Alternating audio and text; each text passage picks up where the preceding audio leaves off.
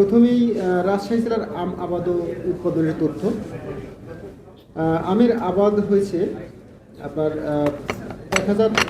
19,062 hectare জমিতে চাষ হয়েছে। সম্ভাব্য গড় ফলন 12.80 মেট্রিক টন। সম্ভাব্য উৎপাদন হচ্ছে 2,43,983 মেট্রিক টন। সম্ভাব্য বিক্রি 780.78 মেট্রিক টন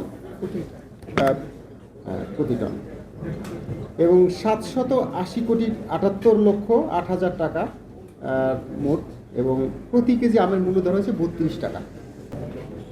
জাত ভিত্তিক আম সংগ্রহের যে তারিখ আমরা নির্ধারণ করেছি সেটি সকল প্রকার গুটি আম 15ই মে এবং গোপালভোগ 22শে মে, রানী পছন্দ 25শে মে। কি হয়েছে? মিনিস্টার ফ্রিজ কিনে হাম্বা জিতেছে। মিনিস্টার ফ্রিজ কিনুন, হাম্বা জিতুন। আরো আছে আকর্ষণীয় উপহার।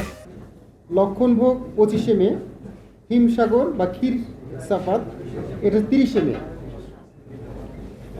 ব্যানানা ম্যাঙ্গো বা ল্যাংড়া 10ই জুন, আম্রপালি 15ই জুন এবং ফজলি আম 15ই জুন, বাড়ি 5ই জুলাই, আশ্বিনা 10ই জুলাই, গৌরমতি 15ই জুলাই এবং কাটিমন সারা বছর এবং বাড়ি 11 সারা বছর।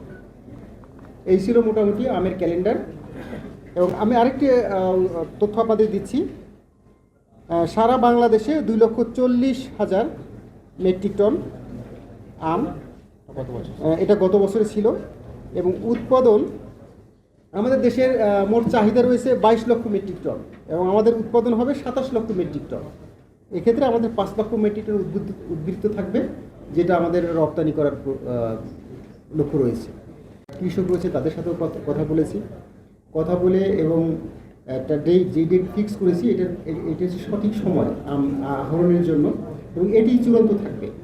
এর পূর্বে যদি কেউ আম আহরণ করে থাকে তাহলে সেই আমটি পরিপক্ক হবে না, আমরা অপরিপক্ক আম বাজারে আসতে দেবো না এনিহাউ।